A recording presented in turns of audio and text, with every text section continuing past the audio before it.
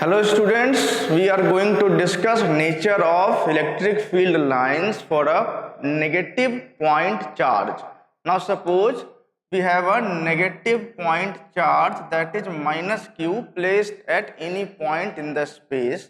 Then how does electric field lines look like for this charge? So as we have discussed earlier, in the case of positive point charge, electric field line was radiating outward.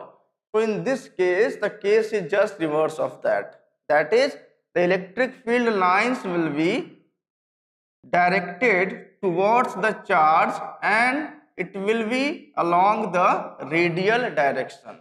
So in case of positive charge, it was in radially outward direction, while in the case of negative point charge, it is radially inward direction, directing towards that charge. So for a positive point charge, the electric field line will start from the positive charge and it will terminate at the point where negative charge is placed.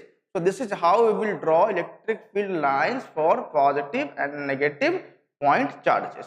Okay, thank you students.